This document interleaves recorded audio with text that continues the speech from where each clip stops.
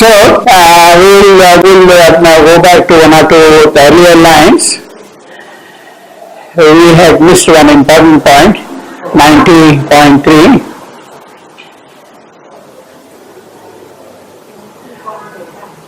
The point is, it is for the first time in the epic that the name Ashwapati appears. For the first time. After almost 10,000 lines. 10,000. After 10,000 lines, he was saying he in other category, who that he was, he had not named until then. Now, that is of course a great creative art, why the name was kept back, held back.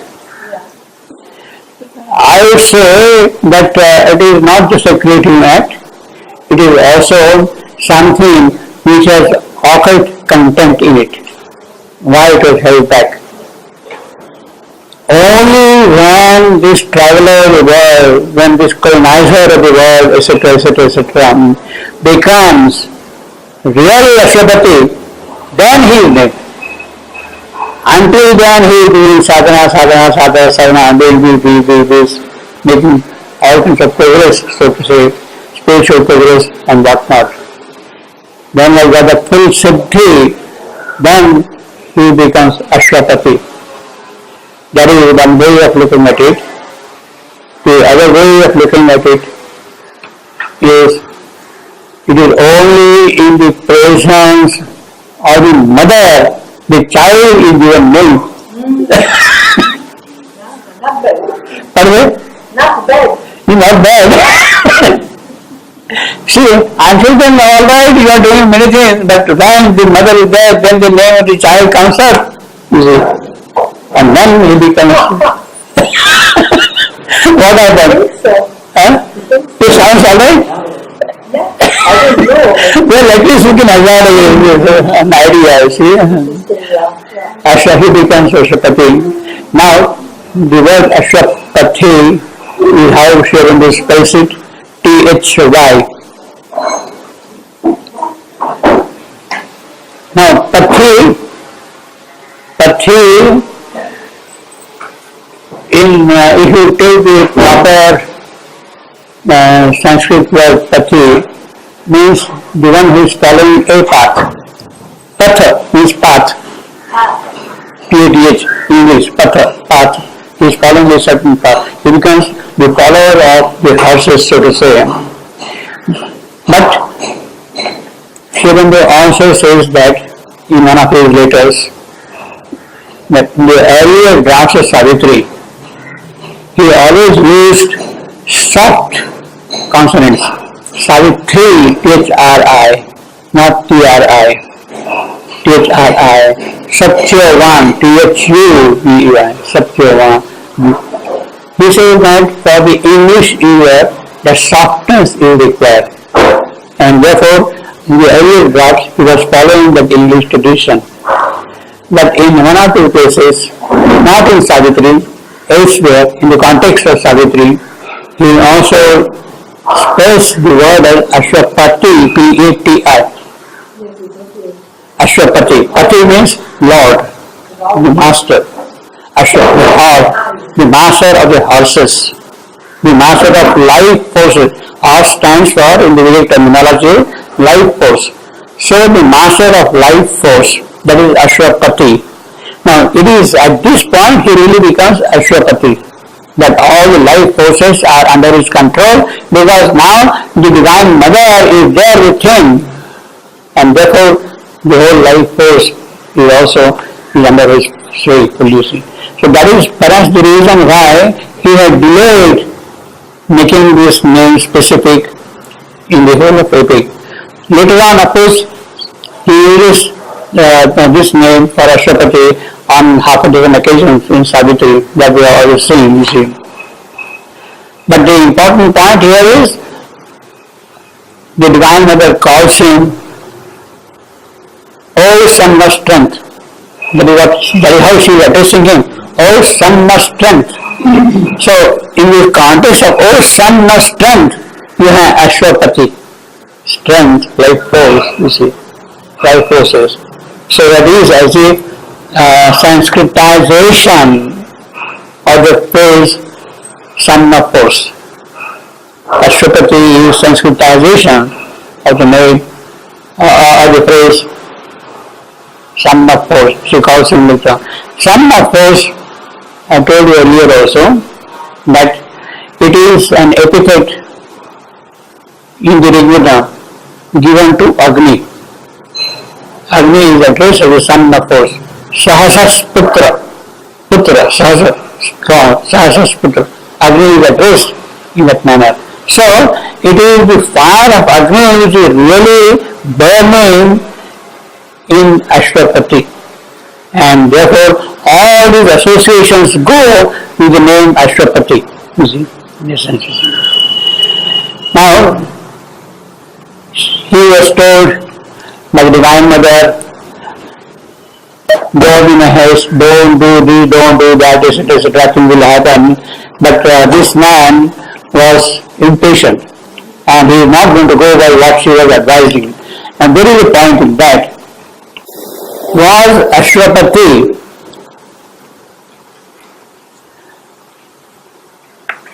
opposing what the Divine Mother herself says? Was he challenging it? Was he dismissing what she was telling him to do? Normally, in all the cases, we always say, oh Lord, whatever thou willest, I accept. We don't impose our own will anywhere at all, as if we have nothing to ask of our own. Whatever he wants, let him do for me. That is the kind of a submission which we have. Now, I will say that is a very weak submission. Whatever you want for me, let that happen, is a kind of a feminine submission. Weak submission. Weak submission, you see.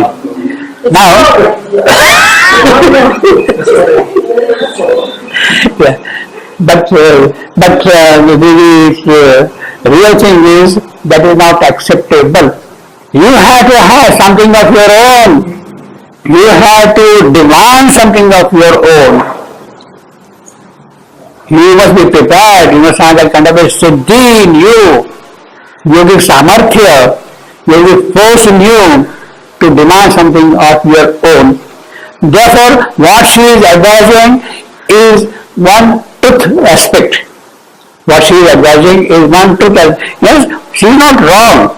She is telling him, let time do things and all these things will happen, etc., etc. They were perfectly correct. She is not doing something wrong at all. And she is also telling him to exercise caution, which is also understandable. Exercise caution. But this man dismisses it.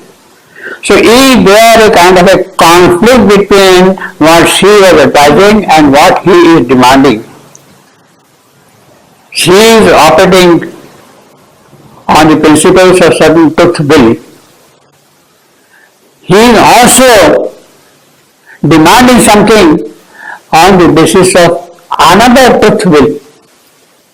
Ashwapati's truth will, is it in conflict with the truth will of the Divine Mother? Is there a conflict between one truth will and the other truth will?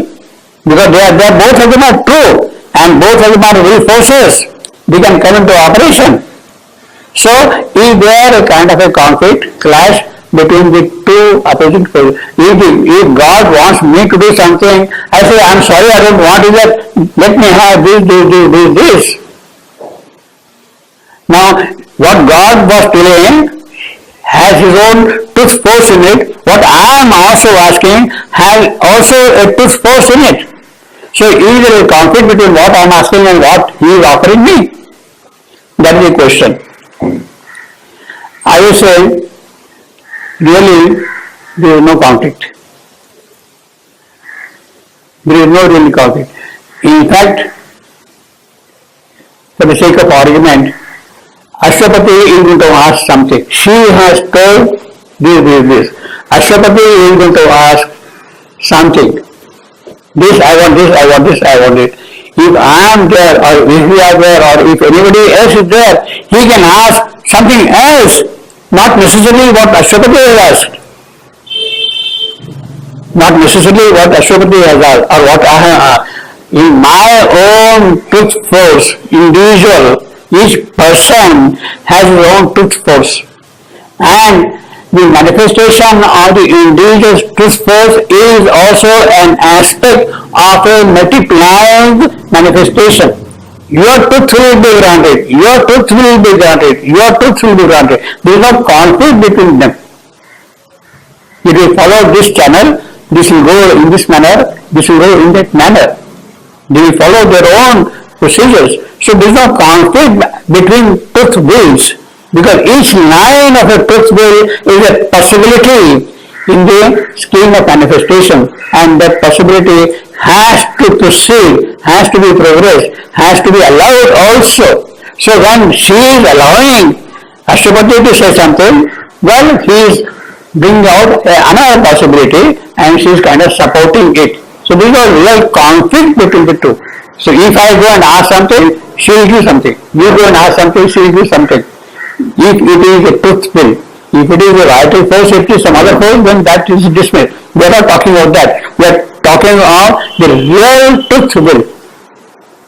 The real truth will. Satyam Sankalpa. Sankalpa in the domain of Satya. Each Sankalpa has its own value and power, and that must be allowed, that must be carried forward also. That is how the manifestation becomes real, genuine manifestation, free manifestation. So the real freedom of the will comes when you are in the world of truth. And each person, each individual then has the possibility of carrying out his true individuality the way he should develop. Now we are living in the water world. In fact, we are not really having any will at all of our own. We are mostly 99.99, we are governed by the forces of nature, and we don't have really any will at all of our own. All our longings, all our wishes, everything is imposed by nature, and we say, I want individuality. It is not individuality at all. Individuality will come only when you are totally above nature. When you are in the world of truth, then only your genuine individuality starts coming out. So here we have a wonderful example of how in the truth will many truth wills can prevail and can be allowed to follow their own lines of development. So Ashwapati is asking something which is not really in the line of what he was advised to do, you see. That way, I would say it's a big lesson of Savitri. So only in Savitri you say that each one had the possibility of exercising his own will force. Will force. In fact, we have seen also earlier when Savitri is facing the Supreme, meeting the Divine, and the Divine told Savitri, Savitri, you have done something wonderful.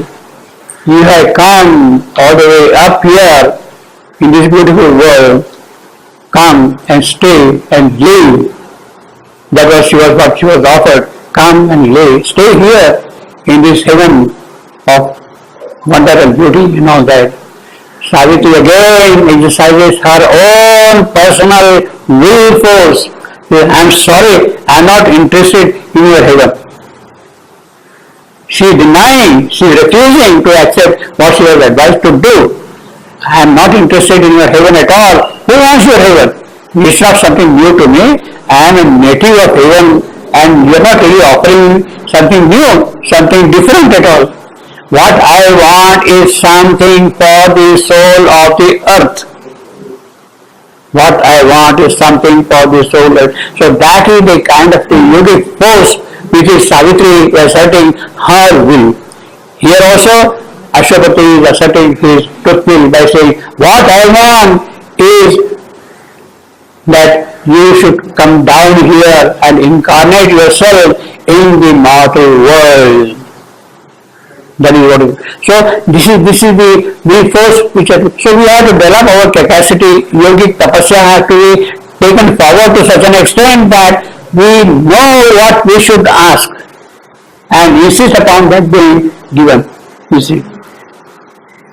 And here Ashwapati had developed the capacity in such a way up to such a point that he has already established in Satchidananda, in the transcendent, a new creation. And he tells to the Divine Mother, now it is not that she is not perhaps aware of it, she is certainly aware of it, but it has to be revealed, spoken by Ashwapati. She is not going to tell. She is not going to tell, yes, I know what you are doing, all that thing. It has to be made explicit. Yes, I have done this thing. Here is a new creation, established there in Satchidananda. Now it is your job to bring it down. That is what here. Now in a certain sense, as if the Divine Mother is waiting for Ashwapati to say that. It is he who should ask for that and then he will be yours. It is not that, all right, I will come and do. No. You have to ask for it and then it will be done for you. You see. I saw the omnipotence playing pioneers over the heavenly world which turns to us lying, come crowding down the endless stairs of birth, foreigners of a divine multitude. This is what he says, the Gnostic race. It is kind of ready to come down upon earth. It is ready to come down upon earth. Divine multitude, I told you last time, divine multitude is a Vedic phrase. It is either Divyam Janam, that is what they say, Divyam, divine, Janam, people, divine people. They are there and they are waiting for their birth. Now, it is he who has to tell, then it will be granted. You have to speak, I want a fountain pen. You have to tell that, and then your fountain pen will be one. She knows that you need a fountain pen for writing. She knows it. She knows it. But you have to ask for it, you see. Yes, sir. Foreigners of a divine multitude, out of the path of the morning sun, they came into the little room of mortal life. Now, he is telling that they are already there established. It is this new creation, a new and marvelous creation arose. This is what happened there, see. It was established by his tapasya, by his yoga in the transcendent, in Satchidananda world. And the job of bringing down that new creation upon earth is not his job, it is her job. So his insistence is, Madam, again, you please come down and see that the new creation is established upon earth. You see. In the little room of mortal life, he wants that thing in the mortal world. Satyaloka is there all right, but now in Mrityuloka it must happen. You see. I saw them cross the twilight of an age. And who are these people? I told you last time. Sanai children, great creators, massive barrier breakers, restless with destiny, laborers in the quarries of the God, messengers of the incommunicable, architects of immortality. Architects of immortality. So when Ashwapati says that they are coming down in the mortal world, what will they do in the mortal world? They will bring things of immortality in the mortal world. They will build up houses for the immortal in the mortal world. They are the architects. So it is not up there, but here in the mortal world it must happen. Into the fallen human sphere they came, faces that go, the immortals, the glory. Still, although they have come into this creation, they are still wearing the glory of the immortal. Voices that commune still, give thoughts of God, bodies made beautiful by the Spirit's light, Now this is the entire thrust. Body is made beautiful. The physical must receive the supramental. The physical must receive the powers of the spirit. That is the entire thrust. Body is made beautiful by the spirit's thrust, carrying the magic word, the mystic fire, carrying the Dionysian cup of joy, approaching eyes of a diviner man, approaching eyes of a diviner man, that is what he wants. Lips chanting an unknown anthem of the soul. What is the anthem of the soul? The glory of the divine. That is the anthem of the soul. The glory of the divine in this creation. That is the anthem. The glory, the joy, the beauty, the love, the sweetness of the divine. That is the anthem. Feet echoing in the corridors of time. They step into time now. See, high priest of wisdom. So they are now being elaborated. Who are these people? High priests. Sweetness, might and being. Discoverers of beauty, sunlit ways. That is another aspect. Swimmers of love's laughing flood, and dancers with rapturous golden dolls. Their trade one day shall change the suffering earth. So if the earth's pain, if the earth's suffering, if the earth's pain has to go away, it is they who will come and do it. See, we don't say that the Divine Mother will come and do it. No, these people will prepare the whole thing. See, and justify the life on nature's will. Although faith lingers in the high beyond, and the work seems vain on which our heart's force was spent, all shall be done for which our pain was borne. All shall be done for which our pain was borne.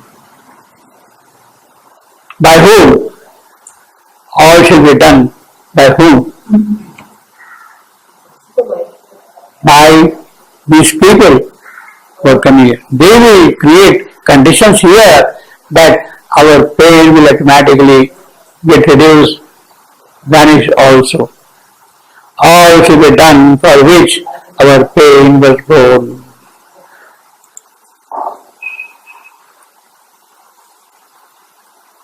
Even as of old, man came behind the beast. Well, man coming from behind the beast. Man is the link between beast and God. He is the intermediary between animal and God. That is the way the line is taken here. But at the same time, man came behind the beast. Man stands for whom? Beast stands for whom? Man stands for the mental being.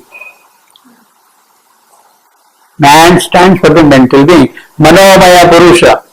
Beast stands for the vital being. Pranamaya Purusha.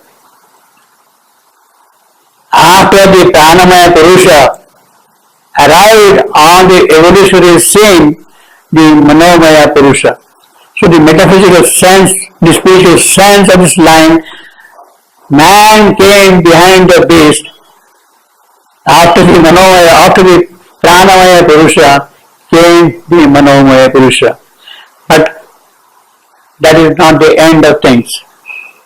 There has to be somebody also now beyond the Manomaya Purusha, because Manomaya Purusha is not a complete success. He is not a complete success at all, you see. And therefore, things cannot remain hanging, dangling there. Things have to happen there. Even as of old, man came behind the veil. This high divine successor surely shall come. Divine successor, Divya Purusha. You have got Manomaya Purusha, you have got Pranamaya Purusha. After Manomaya Purusha, who will come? Divya Purusha, Divine Purusha. It is he who has to come on the evolutionary scene, and who is going to prepare the ground for them, for the Divine Purusha, the Divine Successor. Who is going to prepare the ground for them? Yes? Devi Purusha, Divya Purusha, Divya. Divya. Divine is Divya. Divine means universe, basically. So, he said, alright, you have a Pranamaya Purusha. Before the Pranamaya Purusha, because of course the Annamaya Purusha, the material being alone, Annamaya Purusha, then Pranamaya Purusha, then Manomaya Purusha has arrived on the scene. Manomaya Purusha is not the end of things. After Manomaya Purusha will come Vijnanamaya Purusha or Divya Purusha. What she has been to cause in the life divine, the Gnostic being. Gnostic being. Divine successor, that is Gnostic being. Now, this Gnostic being or Divya Purusha is again not the culmination. It is not the culmination. It is not the end. It is not the last. It is not the last. Beyond Divya Purusha is the Anandamaya Purusha.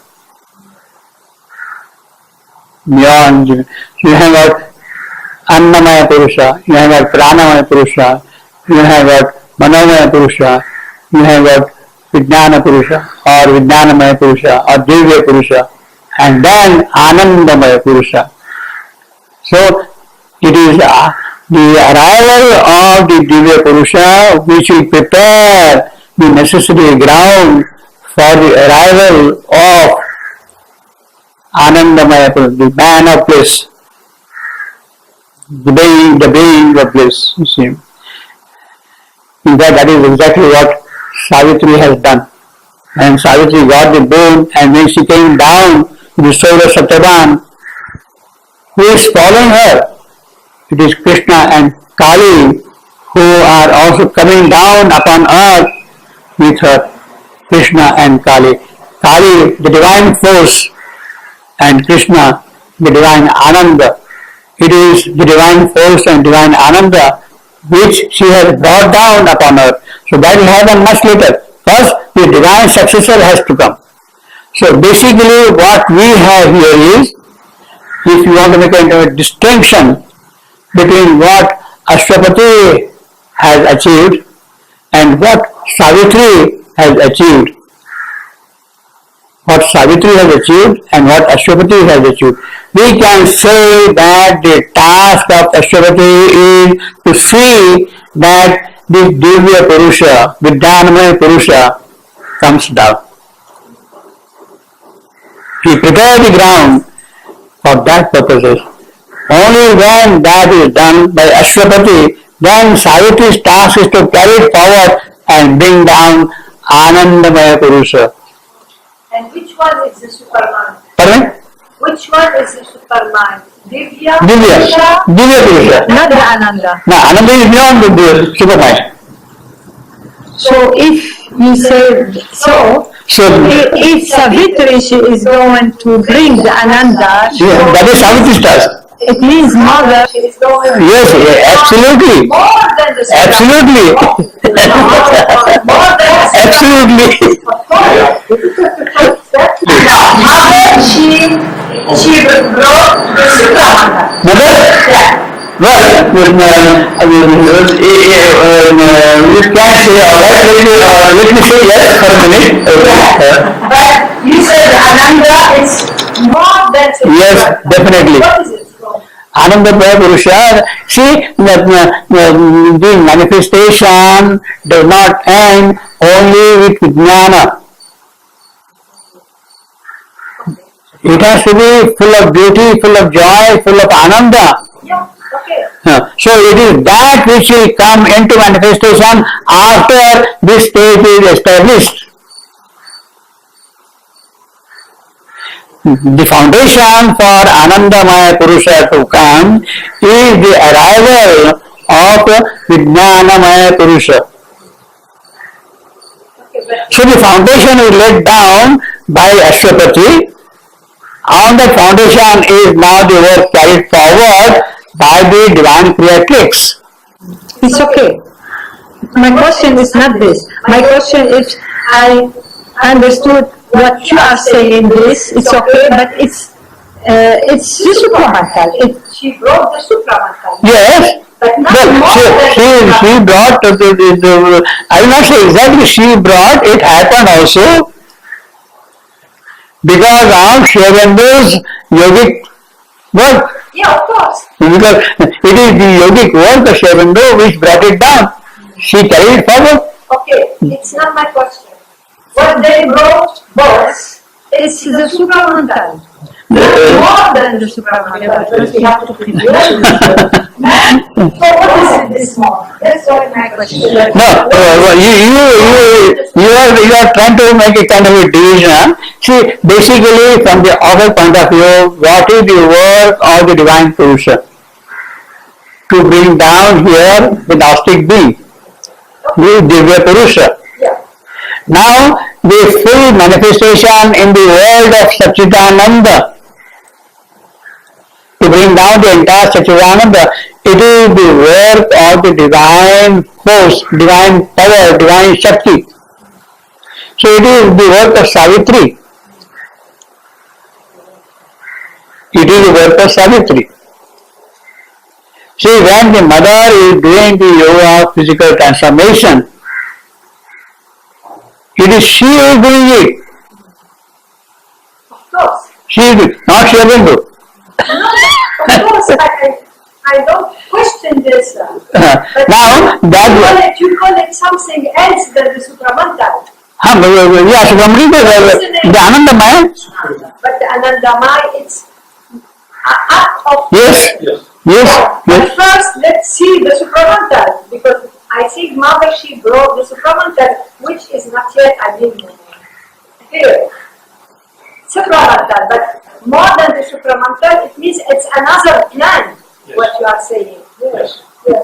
It will come. I will put it this way. Whatever Siddhis Shrivendu had realized in his yogic pursuit, they were passed on to the mother. On 5th December 1950 at 1:25 a.m. Okay. They were passed on to the mother. Now it is those siddhis which are in the mother, they became the means, the instruments, the cause of bringing down the supermind. So it is in a certain sense, Shrivendu's work to bring down the supermind. Mother was instrumental in executing it. But she brought it down in the sense that all the force was put in her by him. Now, from that point onward, what has to happen is the work of the Divine Mother, Savitri. She brought down the divine, the Anandamaya Purusha, or Krishna consciousness here, the joy, the beauty, the love, the sweetness of Krishna. It is her work in manifestation.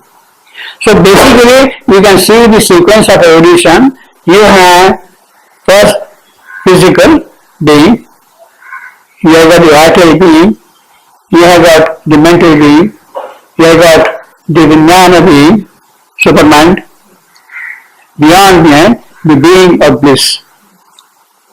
Now this is also the gradation which we find in the Taittiriya Upanishad. In the Taittiriya Upanishad, we have these 5 stages already listed out.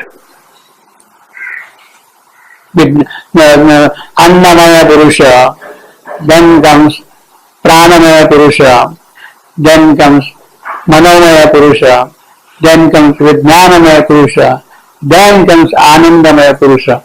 These are the gradations which are already described in the Taittiriya Upanishad. They had a vision of the whole thing, but that vision, its realization is what is now being done. The intuition was very strong, very powerful, very true, very genuine. But that is not sufficient. It has to become here a kind of a concrete, realized reality. And that is the work the yogis are doing. So, this high divine successor, yes? Can we say at least that the mother ask was different from the divine mother? So the divine mother in the body of the mother works on the supramental manifestation. Supramental, yes, of course. Yeah. And then after it will be the divine mother, not in the body of the mother. Yeah. But that is now in the earth consciousness, not up there. That is important, earth consciousness. It is the very physical which has been prepared, which is now getting ready to receive that.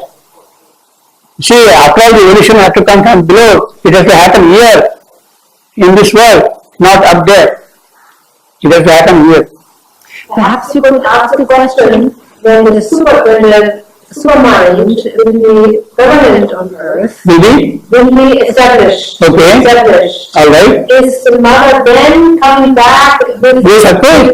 such another mission? Yes. To the rest of your person. Yes, yes, She of will come course. back with Yes. another mission to bring the next stage. Yeah, but that will happen much later. First, this divine successor has to arrive, has to get kind of stabilized here, has to prepare the entire thing. Then the evolution will take next step. Evolution will take next. We are not in a hurry.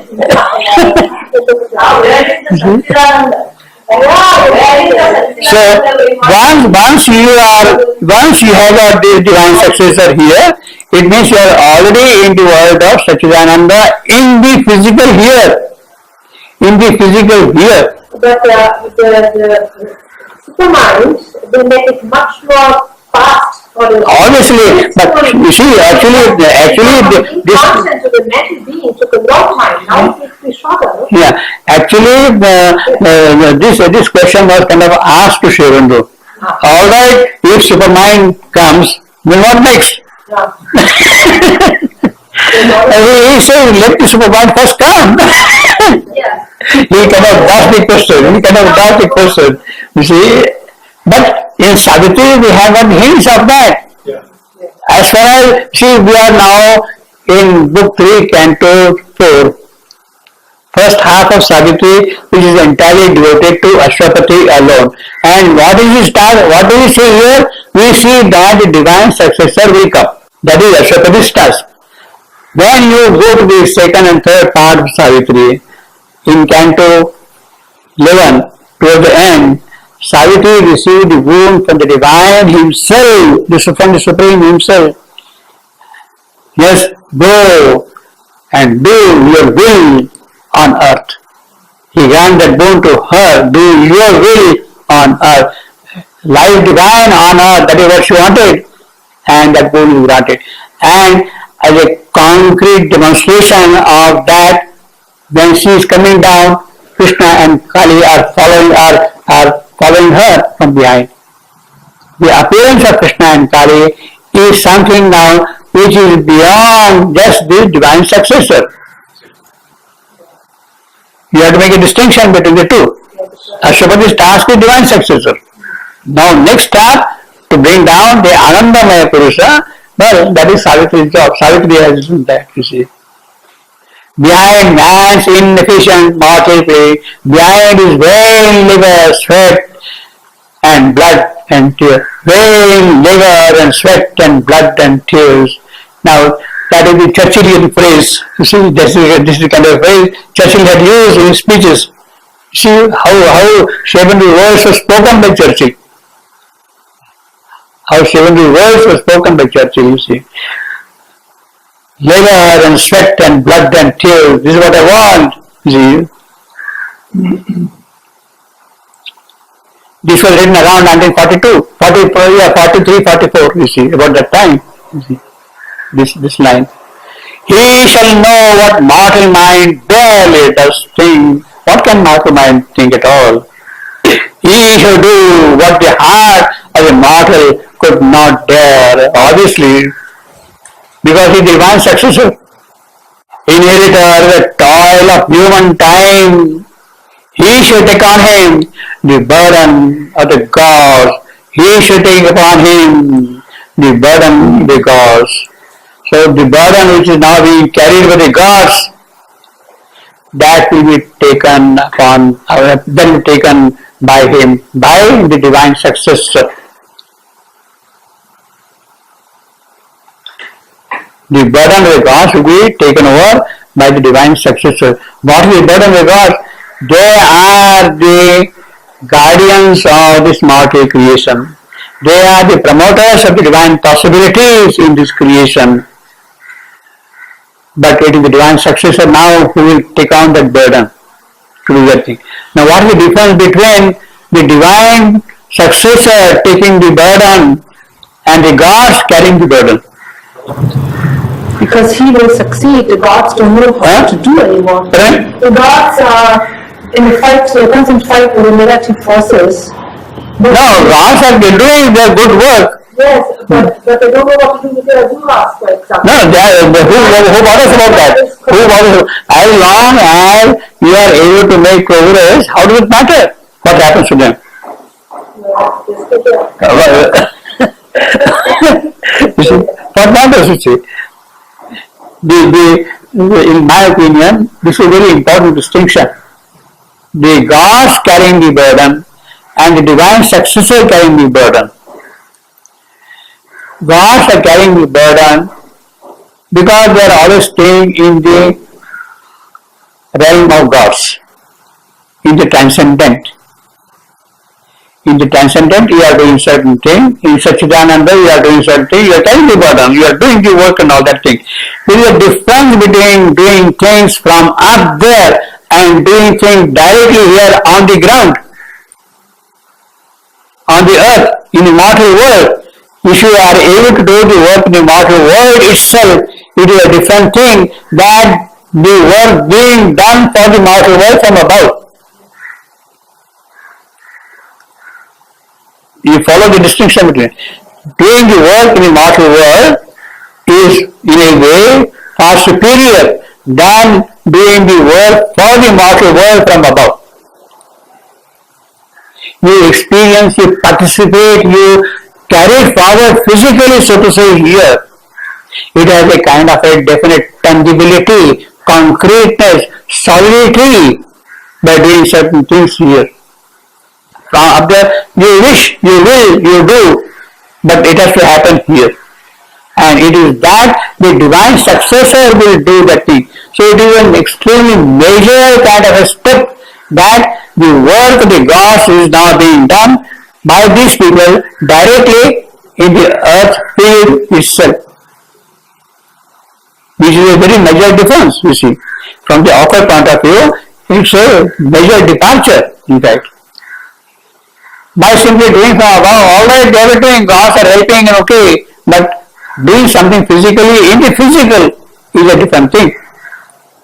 So he shall take on him, he, the divine successor, he shall take on him the burden of the gods. You see, it's a very significant line from the author point of view, very powerful line. He shall take on him the burden of the gods. The work of the gods we are doing, done by him. It's a very powerful line from the author point of view, from the spiritual angle. You see, you can make a kind of a comparison. The Divine Mother is there. She can do anything she wants. She is all powerful. And she is doing also from above. She is doing also from above. Thy work cannot fail. She is carrying on your work here. But doing from above is a different thing than she taking a mortal birth in a mortal world and doing things. She has to come down here as Savitri. She must take the mortal birth and do the work of immortal Savitri. The immortal Savitri should do the work of immortal Savitri on earth. That is the burden. So when the divine successor comes here, it means that in the mortal world he is carrying on the work, the burden of the gods.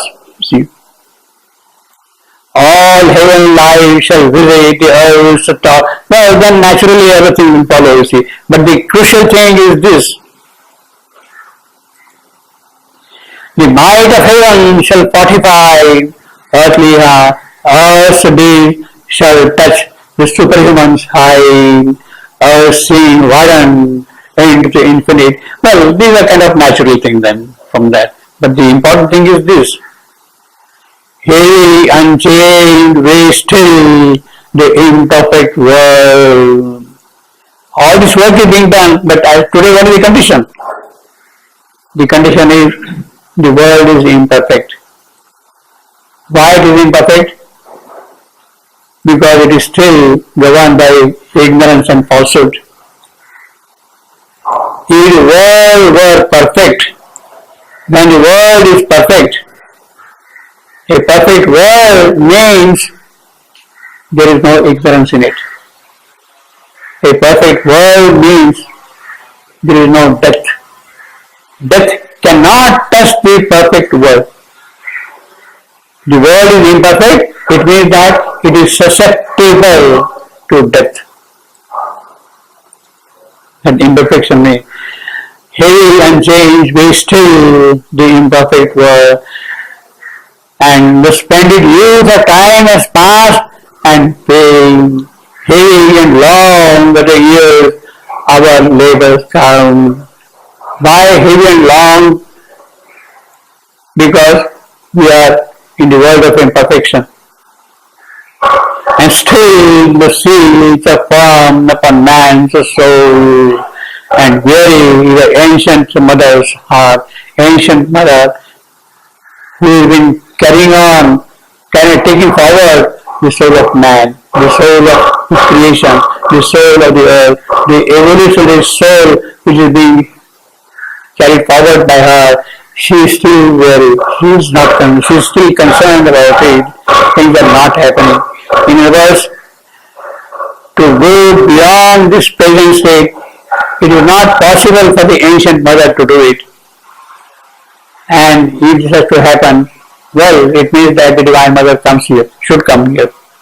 In other words, indirectly he is suggesting that please come down here now. Please come down here and take up the work. And therefore now he is addressing her directly to the Divine Mother. He is addressing her directly. Oh truth, she is truth. Now, Satyam, she is truth of existence, truth of being. Oh truth, defended in thy secret Son. Yes, you are Satyam, but where? In the world of gods, in Satchidananda. You are protected there by the sons of Satchidananda, truth. Voice of her mighty music in shut heavens. Yes, you are speaking there, you are talking all that thing, but where? In heavens.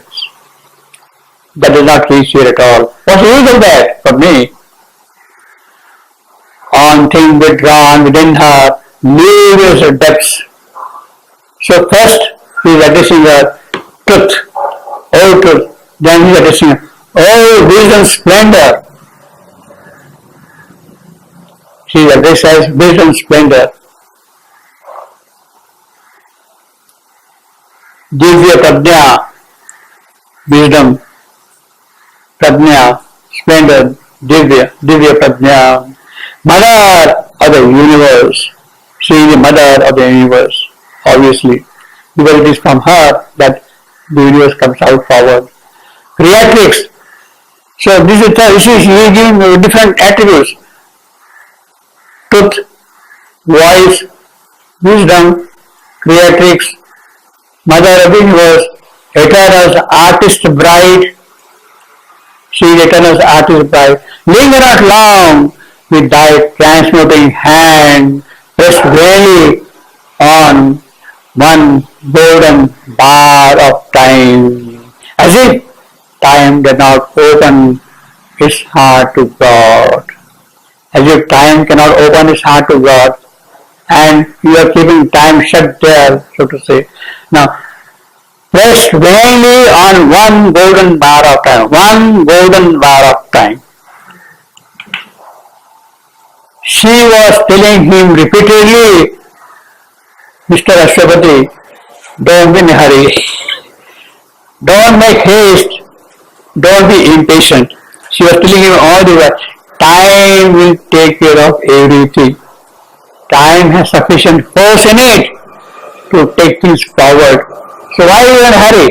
Why you want to bring something which could prove to be disastrous? Don't be in a hurry at all. So that is the golden bar on which she is pressing her finger all the while. She was harping on that aspect alone, golden bar of time. But this man comes and says, I am sorry, there are other bars of time also. Why not press them? Why only this bar? The time will take care of it. No, I don't believe in that. You please also put into operation other bars of time. That is the kind of the truth will Ashwapati is exercising and demanding her to do something about that. Yes, what you are telling me, I agree, it is a truth will, but listen to my truth will also and follow its content. As if time did not open. You are thinking that time will not be.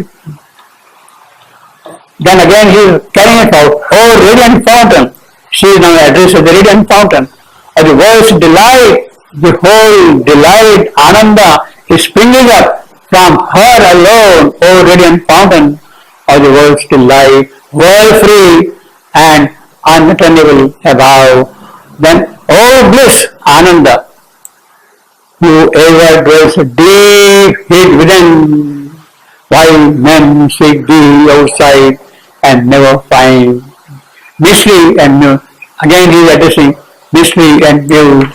With heretic tongue, incarnate white passion of thy soul. So making her his address, he is addressing her with many appellations, Radiant fountain, bliss, truth, etc. So he is addressing her with many appellations. Now he is coming to his business, his point, his focus, his insistence, his trust. What is trust? Incarnate thy force. What I want is you should take birth here. Incarnate Shakti as Shakti. Incarnate. So that is what he is insisting upon. You are all this. But then what you have to do is this. Incarnate the white passion of thy force. Mission to some living form of thee. There cannot be any greater plea than this. The highest that you can ask for, pray for mission toward some living form of thee. He is very particular also, very careful also. He is going everywhere, mission toward some form of thee. No, not some form of thee, some living form of thee. What I want is living, dynamic, active, moving. Not just some form of thee. I want living, dynamic form of you to come here and do one moment. So these are all his demands. His first demand, his basic demand is mission toward incarnate by force. One moment fill we die, eternity. One moment enough. You approach the mother, she will just smile and go, wait, it's enough, all is done in the second. One moment fail, we die eternity. Let die infinity in one body live. What he wants is her to live in a physical body. You incarnate in the physical form. In other words, he is telling her, Madam, you please take the mortal birth. Take the mortal birth. Please pass to the portals of the birth that is a death.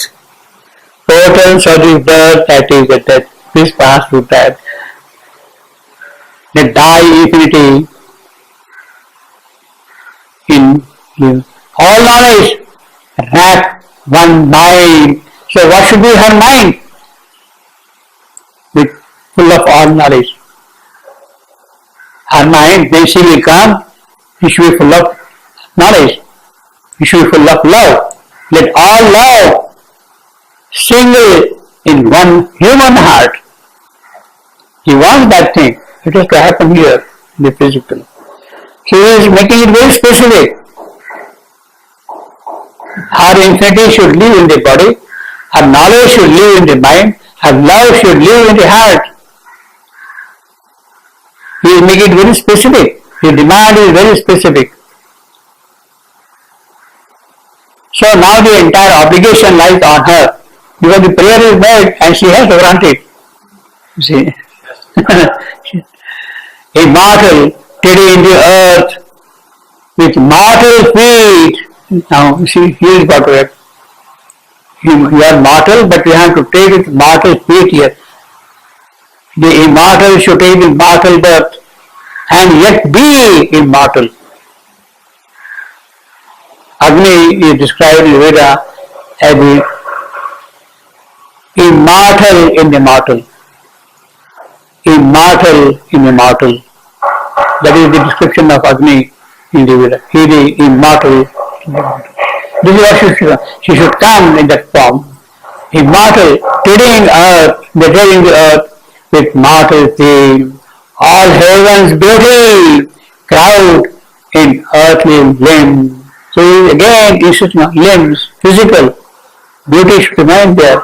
So he is not simply asking for jnana. He is not simply asking for happiness and joy. He wants beauty, he wants love, he wants sweetness, he wants power, he wants all those glorious things here in the physical. Omnipotence, well with the power of God, moments and moments of mortal will. See again he is insisting on mortal will. Back with the eternal might, one human hour. One human hour, if it is packed with eternal might, that becomes eternity. That becomes one with eternity. It is that which survives. It is that which lasts. It does not become an hour to pass away. It stays on permanently, that hour. That hour becomes eternity itself then. And with one gesture, change all future time. Say this and let the course of time be changed completely towards His glory, to His beauty. The entire course of time should be with one gesture. One moment is enough. Let a great word be spoken from the heights, and one great act unlock the doors of fate. So, word and act. This is what he is demanding. What should the word do? Let the word be spoken from the height. The mantra, the power of the spoken word, expression. Yes, let it be. Tathastu. Say Tathastu. Let it be so. That word, that is the word, great word is that Tathastu. What I am asking, let that be. Amen. That is what he is asking, you see. Tathastu, be spoken from the heights, from the supernal height. And one great act unlock. What is the act? He is demanding. Word, alright, sanction. Tathastu. Act. What is the act? The act is she has to take the mortal birth. He was insisting upon that. Please come down in this form, like this, like this, like this, like this. Incarnate yourself here. Be here. That is the great act. And one great act, when that act is achieved, done, then only can the doors of fate be unlocked. When she comes down here, the divine Shakti, then Bhavishya, Prarabdha, destiny, whatever you want to call it, it is that which is completely changed. Now, fate is governed by time or circumstances and all that. All that things should not happen at all. It is she alone, her act alone, who can unlock the doors of fate. So these are the stipulations for her. Check, he gives a list. I want this, I want this, I want this, I want this, I want this, I want this. He has listed down all these points one by one. That is his prayer. Let one great act unlock the doors of fate. So whatever he has specified, it is now obligatory on her to sanction. She cannot escape. She says, ask, well, this is what I am asking you. I am not going to ask what you are telling me to do. I want my things to be got done. Through you. Through you. And these are the things I want to do. Why? Because the divine multitude, Divyam Janam, is waiting for coming down upon earth. And if that has to happen, you have to do these things. You have to take the mortal birth. Unlock the doors of fate. Why the divine multitude is not able to come? Because the door is locked by fate. He has created a new marvelous world there, but it cannot come down here because the passage is blocked by fate. So it is her job, her responsibility to remove that block, that fate. You see, she has to come down here and do that. In fact, in a certain sense, the entire demand of Ashwapati is this. His entire demand. One great act unlocked the doors of fate. If the doors of fate are unlocked, the divine flood will come down, rushing down upon earth this sea. It is that which has to happen. This entire. So it really needs great yogic samarthya, yogic tapasya, yogic power, yogic realization to ask for such a thing. Ordinary sadhak, ordinary purusha cannot do that thing, you see. Our demands are petty, small, trivial, meaningless, futile, what else? His prayer sang down in the resisting night. The night is now troubled. This man is asking this, and therefore it is a problem for night. Because she is going to do, she is obliged to do what he is asking. But night is still resisting. His prayer, now actually, it is in a way it's not really a prayer. It is a demand. It is a demand. I want this. It is not a prayer. It is a demand.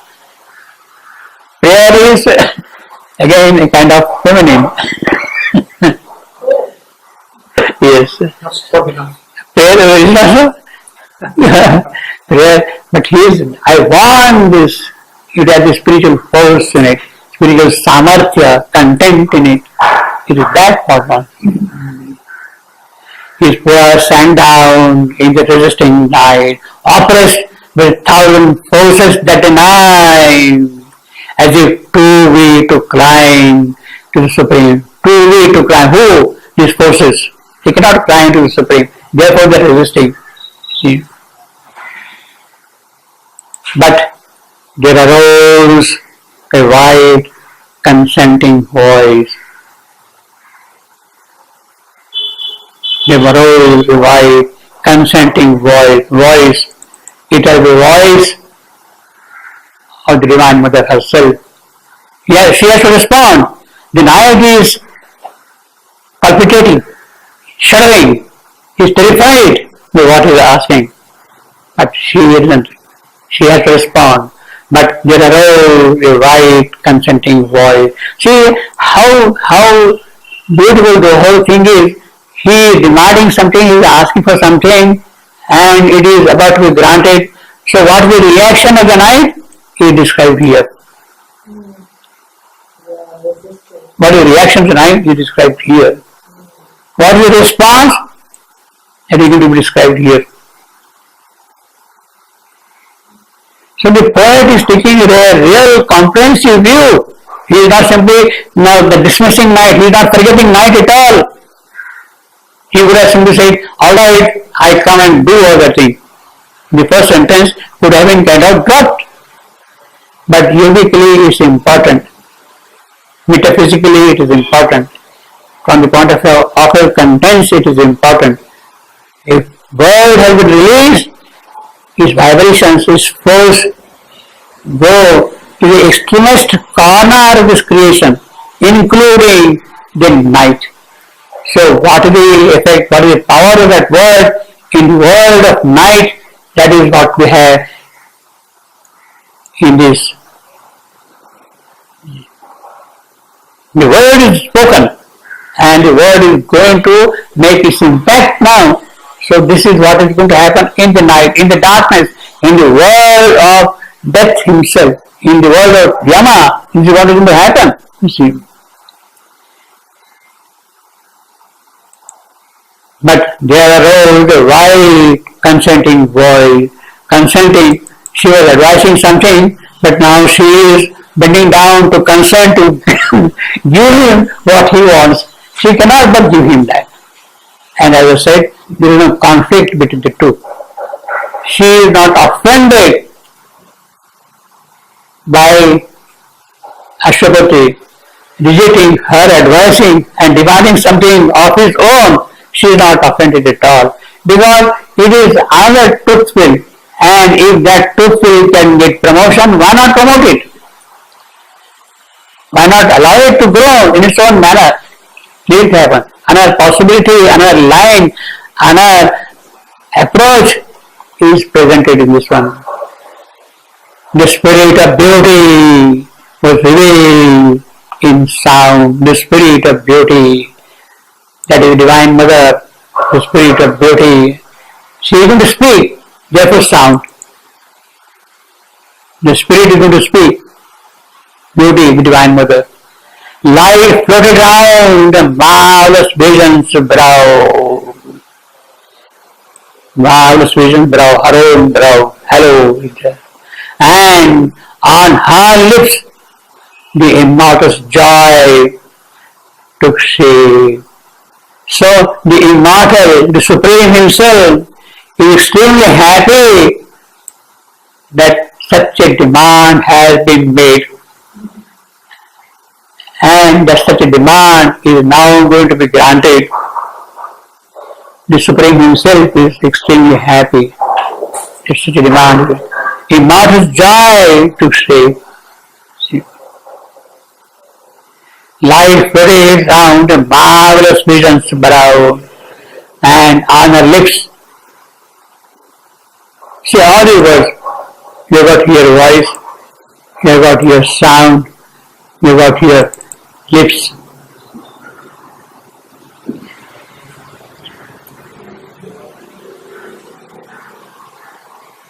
Now here we have got the boon from the Divine Mother, exactly in 24 lines. 24 lines. Exactly in 24 lines. That is the Gayatri Mantra. 24 syllables. Gayatri Mantra means exactly 24 syllables. And the bowl is also exactly 24 lines. So it is not a coincidence. It is not by calculation that he has composed only 24 lines. It happens by the very yogic process. In the dynamics of the rhythm of the numbers, it happens automatically. It takes shape like that. You want 24 lines? Okay, just 24. Want means? Just do 24 lines. 24 lines. Mother used to put her hand in the bag of coins, pick up some coins, and she would get exactly the number of coins she wanted. Yes? She would get exactly the number of coins she wanted, you see. She would put her band here, you see. You want 24 coins? There are 24 coins. Oh, strong forerunner, strong forerunner. Strong. See, she had addressed him earlier, son of force. She had addressed him earlier as son of force. Now he has become the strong forerunner. He is demanding something in the future. He should come forward. And with such conviction that it must happen. Therefore strong and forerunner. Both.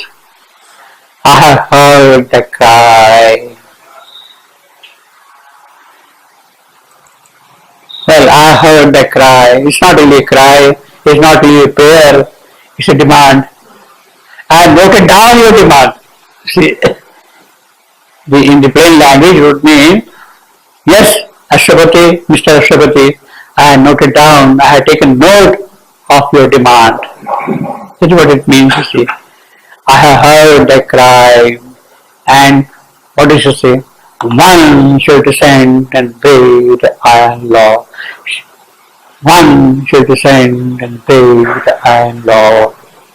One shall descend and break the iron law. One shall descend. She says one. She doesn't say I will come. She is careful. Because she will come in one. Yeah. Not she. She will come in one. See how carefully each word comes out. Yeah. One shall descend. Alright, she will come down, she will take the mortal. But see, he has made certain stipulation. This, and she is going to take part against each. He wanted her to incarnate herself here. Incarnate that force. And in response to that, she said, one shall descend. Each checklist is being tick marked. Yes, granted, granted. One shall descend. She does not name here who she comes. She will be named when she comes down. Until then, she is nameless. She is timeless. She is eternal. She is infinite. When she takes the human form, then she will have name, she will have qualities and things like that.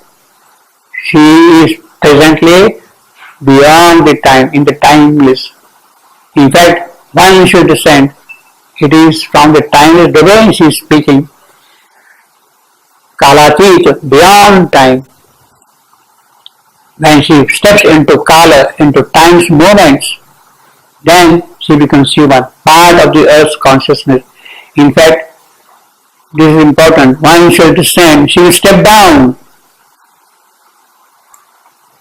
into the mortal world. In fact, the next canto, next book and next canto, the birth out of flame, the arrival of Savitri, earth takes place. It is one shall descend is what is going to happen in the fourth book at the beginning. And the fourth book begins with a description of 6 seasons. In India, there were 6 seasons. Ritu, 6 ritus, 6 seasons, passing through the cycle of the year.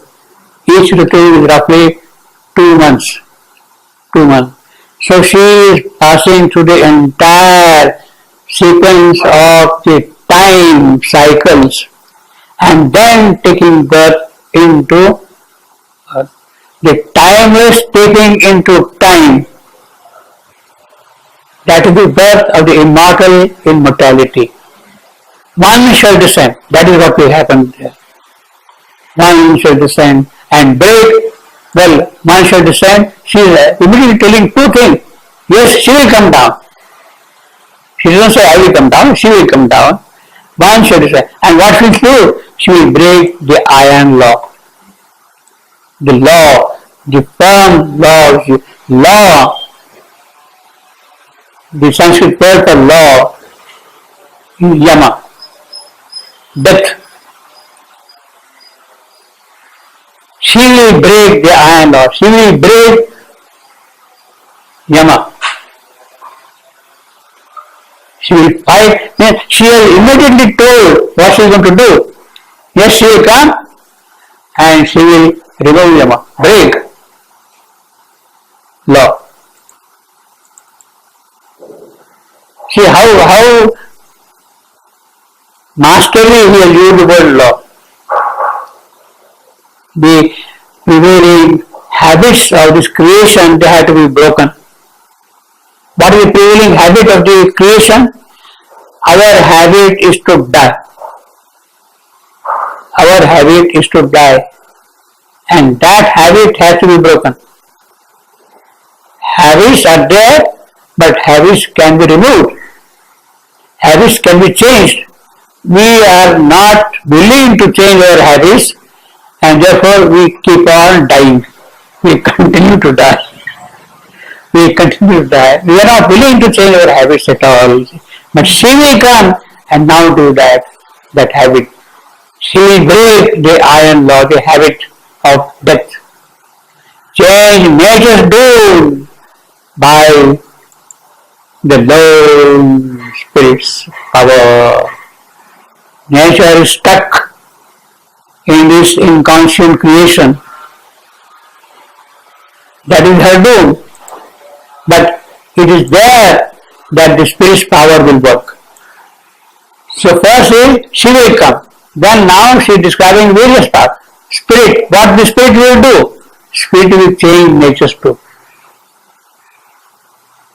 Spirit will change nature's doom. Then a limitless mind that can contain the world, a sweet and violent, a limitless mind. So first is nature. First is rather the spirit's power. Next is limitless mind. The third is a sweet and violent heart. Sweet and violent heart. So, spirit, mind, heart. Moved with the passions of the gods shall come. Shall come. Passions of the gods, that is what we want. So she has already taken care of the spirit, of mind, of heart. She will now come later on to body also, the physical. So she is tick marking all his demands one by one. See, if you compare the two, what he has asked and what she is giving, there is a one-to-one correspondence. Exactly. All mightness, all might and greatness shall join in her. Well, here, ardent calms, violent heart of ardent, enthusiastic, calm, still calm, shant, prashant, it is always there. Her heart is always. Now he says calms, calms not singular but plural calm. There are many Shanta conditions.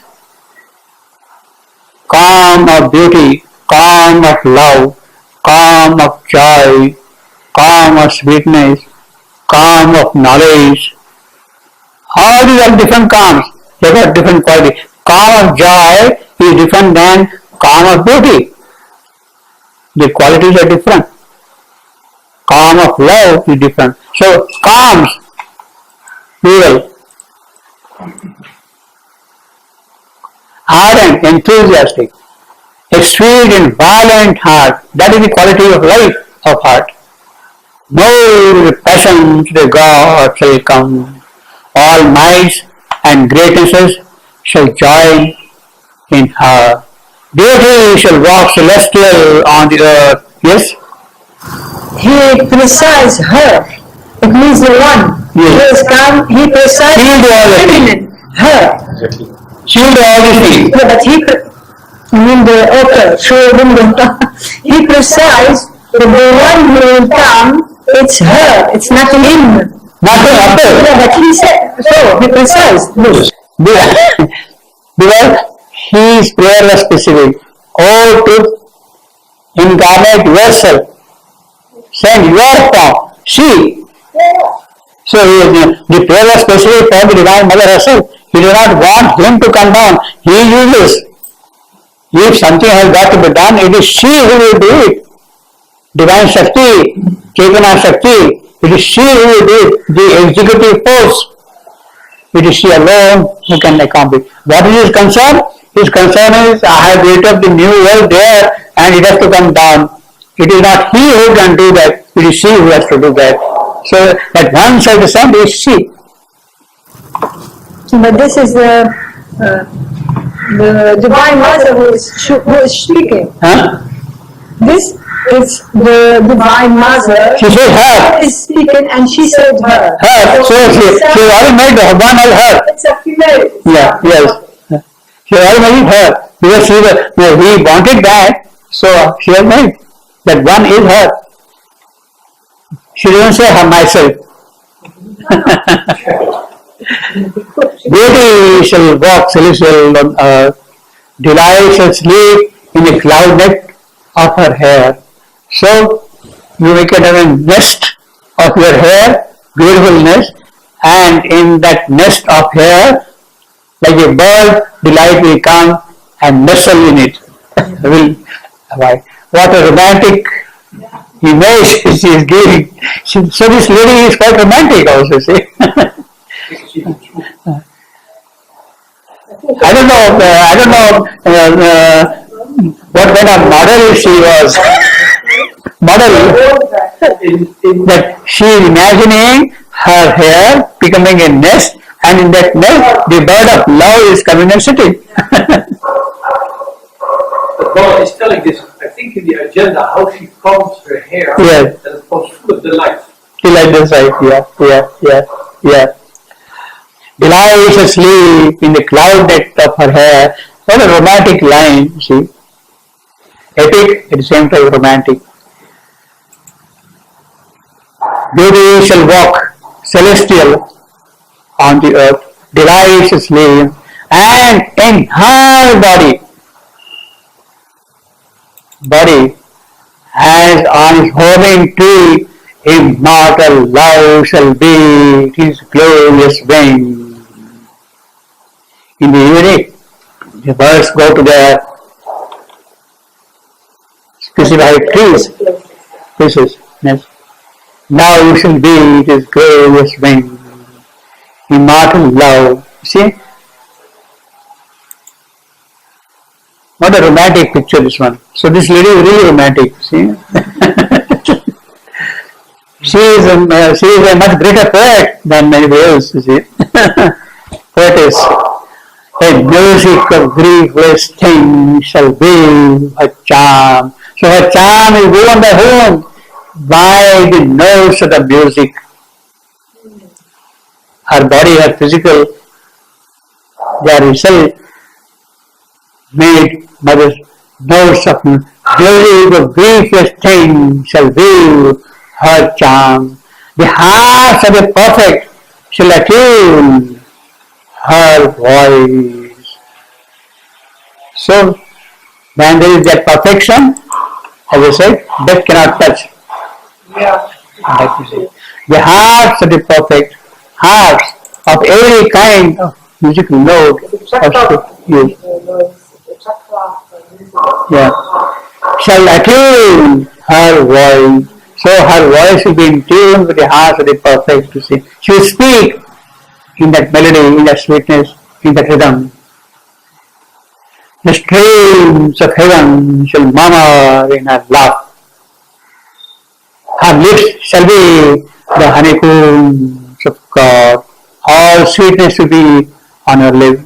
Her limbs, his golden jars of ecstasy. Her breast, the raptured flowers of paradise. What beautiful raptured flowers. Full-blown lotus. That is what will be her breast. Now you see, you are here, one line dismissing spirit, one line dismissing mind, two lines dismissing heart, and here now, how many lines? Yeah. All these about the physical body. So her important thrust is not on spirit, not on mind, not on heart, but the physical. What has to happen in the physical. So every little detail of the physical is prescribed in this. Yes, the physical will be like this, the physical will be like this, the physical will be like this. Her breast, the raptured flowers of paradise. That is written as Savitri when she comes here. Physical. The entire thrust is on the physical form of beauty.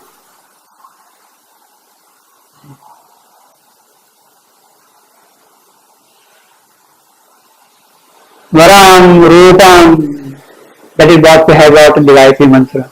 Auspicious form. Varam. So this is Varam Rupam, the auspicious form is what we have got here described. This is the auspicious form, Varam Rupam. Rupam, which is auspicious form, you see. So that is why it becomes really the Gayatri Mantra. Shivandu Gayatri Mantra is here. 24 syllables, 24 lines, and the entire thrust of Shivandu's Gayatri Mantra is on Varam Rupam. So the whole description of Varam Rupam is here. Just the auspicious form, you see. So if you want to chant Gayatri Mantra, chant this, you see. Her breast, the raptured flowers, and so lyrical, you see. She shall bear Vetam in a voiceless bosom, etc., etc. Now she is here. What she will do? She shall bear wisdom. We let this quickly run through some and continue next time. She shall bear wisdom in a voiceless bosom. Yeah, for 2 sentences we quickly run. She shall bear wisdom in a voiceless bosom. Strength shall be with her like a conqueror's sword. Conqueror's sword. Nobody can defeat her. Nainam chandanti shastrani, nainam dati pavaka. No fire can burn it. No wind can blow it out. Conqueror's sword. She will come with the conqueror's sword. That is her action part of it. Strength shall be with her like a conqueror's sword. Strength. After having described the physical in all its capacities, what is required in the physical is the strength. What is required is the physical sharira. What is required is shakti, savartya, strength shall be with her like a conqueror's soul, and from her eyes the eternal's bliss shall give. Through her eyes we will see the eternal's happiness itself everywhere. He happens. A sea shall be sown in dust tremendous hour. Yeah, it is. Now, pardon? Yeah, it is. Yeah. Very- Now, a sea shall be sown in this tremendous hour. He did not ask for this, but she is telling him something different. Yes, yes, it will happen in this tremendous hour. He didn't ask for something like this tremendous hour. He asked it something eternal, no? Yeah, but sea shall be sown. The specificity, the specificity is there. A sea should be sown in dust tremendous hour. A branch of heaven transplant to human soil. Nature shall overleap her mortal step. Fate shall be changed by unchanging will. Unlock the doors of fate. It is in response to that. He wanted her to unlock the doors of fate. Fate shall be changed by an unchanging will. Unchanging will, her sankalpa, it cannot be shaken, it cannot be destroyed. Shall be changed by an unchanging will.